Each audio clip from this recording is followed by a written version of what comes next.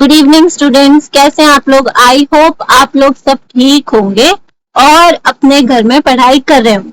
ठीक है, तो आज हम लोग हिस्ट्री पढ़ने वाले हैं। चैप्टर 4, हिस्ट्री का चैप्टर 4 हम लोग पढ़ने वाले हैं। ये एक बहुत अच्छा, बहुत मजेदार चैप्टर है। इंटरेस्ट लेके पढ़ना, आपको सच में बहुत मजा आने वाला है। तो आपके चैप्टर का नाम है थिंकर्स, बिलीव्स एंड बिल्डिंग्स।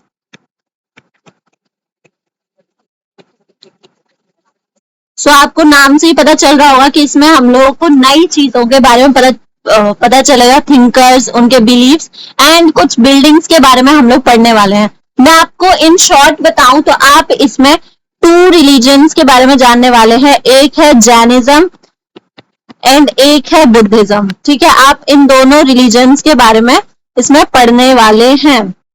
मेरे पेन को क्या हो गया, एक्सक्यूज प्लीज। तो ये दोनों के बारे में हम लोग पढ़ने वाले हैं। ठीक है, तो बुद्धिज्म से स्टार्ट करते हैं हम लोग, क्योंकि बुद्धिज्म जो है एक बहुत अच्छा और मतलब इंडिया में ना इसका काफी समय तक इम्पैक्ट रहा था, काफी ज्यादा ये फ्लरिश हुआ था। तो रीजंस हम लोग सब जानेंगे कि बुद्धिज्म कैसे फ्लरिश हुआ, कब फ्लरिश हुआ, क्या क्या चीजें उन्होंने बताई थी हमें, वो सब कुछ हम लोग आज जानने वाले हैं। तो इंट्रोडक्शन से स्टार्ट करते हैं। जो बुद्धिज्म एक रिलीजन है, ठीक है, इसको गौतम बुद्ध ने स्टैब्लिश किया था। जो गौतम बुद्ध थे उन्होंने इसको स्टैब्लिश किया था। बहुत जगह पे आप लोगों ने इनकी मूर्तियां देखी होंगी। ठीक है, तो उन्हीं ने बुद्धिज्म की स्टार्टिंग करी थी।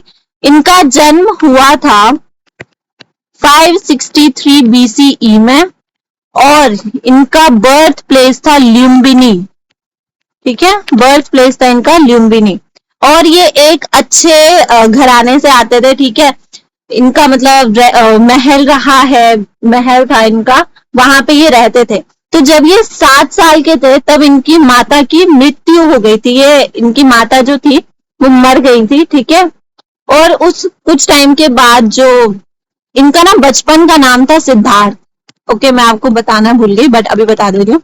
जो गौतम बुद्ध थे उनके बचपन का नाम था सिद्धार्थ और ये एक जगह के प्रिंस थे। ठीक है, मतलब प्रिंस की तरह थे। इन्होंने हमेशा अपनी जिंदगी महलों में बिताई थी, कभी ये महलों से बाहर नहीं निकले थे। इनको कभी भी उस दुख का अंदाजा नहीं था जो आम लोग भोगते थे, आम लोग फील करते थे। ठीक है, तो जब ये 16 इयर्स ओल्ड थे तब इनकी शादी करा दी गई थी। ठीक है, इनकी शादी करी थी यशोधरा से। यशोधरा नाम की एक लड़की थी जिससे इनकी शादी करवा दी थी। बाद में इनको एक पुत्र हुआ था, एक बेटा हुआ था जिसका नाम था राहुल।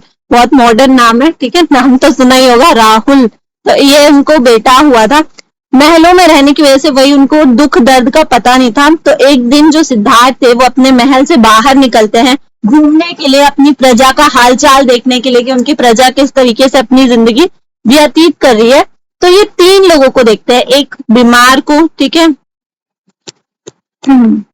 3 लोगों को देखते हैं। ये एक सिक को देखते हैं, एक ओल्ड को देखते हैं और एक मॉन्क को देखते हैं। ठीक है, मॉन्क गलत वर्ड हो गया, मतलब एक ब्राह्मण, जो ब्राह्मण भी नहीं, एक आदमी जो मतलब सिर्फ मेडिटेशन कर रहा है, एक पेड़ के नीचे बैठा हुआ। ठीक है, आप उसको कुछ भी कह लो, मैं अगर आसान भाषा में बोलूं तो एक मेडिटेटर, ठीक है, जो आराम से बैठा है अपना पेड़ के नीचे मेडिटेशन कर रहा था। ठीक है, तो एक मेडिटेटर, या आप एक मॉन्क बोल लो।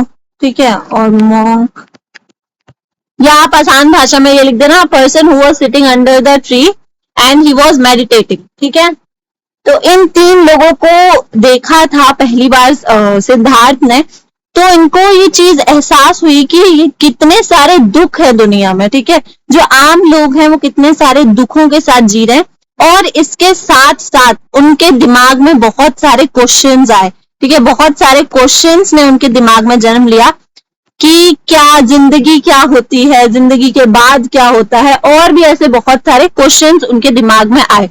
तो जब सिद्धार्थ 29 इयर्स के थे तब उन्होंने अपना महल छोड़ दिया और महल छोड़ने के बाद उन्होंने वे जगह जगह पर गए, अलग अलग जगहों पर गए, काफी साल वो अलग अलग जगहों पर रहे और उन्होंने एक जगह पे एनलाइटमेंट प्राप्त करी। गया नाम की एक जगह है जहां पे उनको एनलाइटमेंट मिली। एनलाइटमेंट होता है कि उनको अपने सारे प्रश्नों के उत्तर मिल गए, मतलब वो इस मोह माया से अलग हो गए। इस दुनिया में बहुत जो मोह माया है उसको उन्होंने त्याग दिया। ठीक है, तो ये जगह आपको याद रखनी है कि गया में ये सब कुछ हुआ था। मैं आपको दोबारा एक बार रिपीट करा दूं ताकि आपको अच्छे से समझ में आ जाए। इंट्रोडक्शन इसका, बुद्धिज्म जो है उसको इस्टेब्लिश किया था गौतम बुद्ध ने। गौतम बुद्ध का बचपन का नाम था सिद्धार्थ। उनका जन्म 563 बीसीई लुम्बिनी में हुआ था। वो एक प्रिंस थे। जब वो 16 साल के थे तब उनकी शादी कर दी गई थी यशोधरा से, और उनको एक बेटा हुआ था राहुल। जो प्रिंस ये सिद्धार्थ थे ये महलों में रहे थे, इसलिए इनको ज्यादा जानकारी नहीं थी बाहर की दुनिया की। तो जब ये एक दिन बाहर घूमने के लिए निकलते हैं तो उस टाइम पे इनको 3 लोग दिखते हैं। एक बूढ़ा इंसान दिखता है, एक बीमार इंसान दिखता है, और एक मेडिटेटर, एक मॉन्क दिखता है जो अपना मेडिटेशन कर रहा था। उसको देख के जो सिद्धार्थ थे उनके दिमाग में बहुत सारे क्वेश्चंस आते हैं, और उन क्वेश्चंस के आंसर ढूंढने के लिए वो 29 इयर्स ओल्ड जब थे तब वो अपना घर छोड़ देते हैं। और घर छोड़ने के बाद वो बहुत सारी जगहों पर घूमते हैं अपने आंसर्स को ढूंढने के लिए। ठीक है, बहुत सारे लोगों से मिलते हैं, और एक दिन वो जब गया में होते हैं एक पेड़ के नीचे, उनको वहां पर एनलाइटमेंट प्राप्त होते हैं। एनलाइटमेंट का मतलब उनको अपने सारे प्रश्नों के जवाब मिल जाते हैं। वो एकदम मतलब इस मोह माया से मुक्त हो जाते हैं। तो जगह तुम्हें याद रखनी है क्योंकि ये क्वेश्चन बहुत बार आता है कि जो गौतम बुद्ध थे उनको एनलाइटमेंट कहाँ मिला था। तो उनको एनलाइटमेंट मिला था गया में। और एक और क्वेश्चन आता है कि उन्होंने अपना फर्स्ट लेक्चर कहाँ पे दिया था, अपना फर्स्ट टीचिंग कहाँ पे दिया था। तो वो दिया था सारनाथ पे। ठीक है, ये दोनों जगह के नाम आपको याद होने चाहिए। सारनाथ में उन्होंने अपना फर्स्ट लेक्चर दिया था, अपनी फर्स्ट टीचिंग बताई थी। ठीक है, तो ये था आपका बुद्धिज्म का इंट्रोडक्शन। ठीक है, अब पिछले जमाने में, मतलब पिछले जमाने के जब ये सब कुछ हो रहा था तो उस टाइम पे लोग अपने प्रश्नों के जवाब कैसे ढूंढते थे। उनके पास गूगल तो था नहीं आपकी तरह। आपके पास गूगल है फिर भी आप लोग अपने प्रश्नों के जवाब नहीं ढूंढते हो, प्रश्न ही नहीं आते आपके दिमागों में। तो ठीक है, तो उनके पास गूगल नहीं था, तो वो लोग जो होते थे वो डिस्कशन से अपने आंसर्स ढूंढते थे। जो लेक्चर है ना, ये लेक्चर का मतलब सिर्फ वो लेक्चर नहीं है, यहाँ पे डिस्कशंस भी होते थे। ठीक है, डिस्कशन होते थे, मतलब जो ये टीचर थे गौतम बुद्ध जो थे, बाद में उन्होंने सिखाना शुरू किया था ना, टीचिंग दी थी अपनी बहुत सारी। तो जो गौतम बुद्ध थे जब वो कुछ बातें बताते थे तो उसको लेकर लोगों के दिमाग में कुछ सवाल आते थे, तो उन सवालों के बेसिस पर डिस्कशन होता था। और जहां पर ये डिस्कशन होता था उसको कहा जाता था कुतूहलशाला। ठीक है, कुतूहलशाला। ओके, इसको नाम को याद रखना कि जहां पर डिस्कशन किया जाता था उसको कहा जाता था कुतूहलशाला। और इसका खासियत क्या होता था, मतलब ये किस तरीके का दिखता था। तो ये हट्स होती थी, ठीक है, झोपड़े होते थे विद पॉइंटेड रूफ। ठीक है, हट्स होती थी विद पॉइंटेड रूफ, जैसे हम बचपन में ड्राइंग बनाते थे ना, ऐसे ये झोपड़ा। और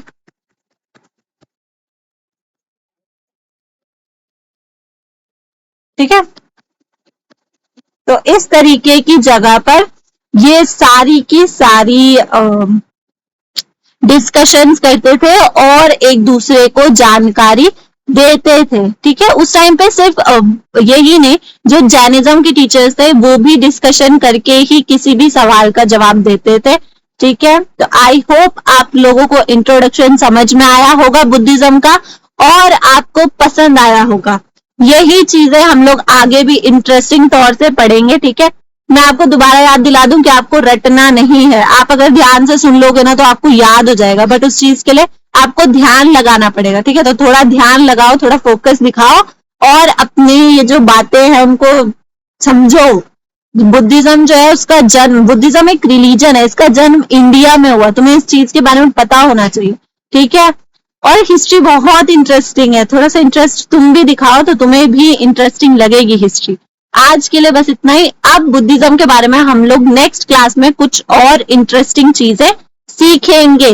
थैंक यू।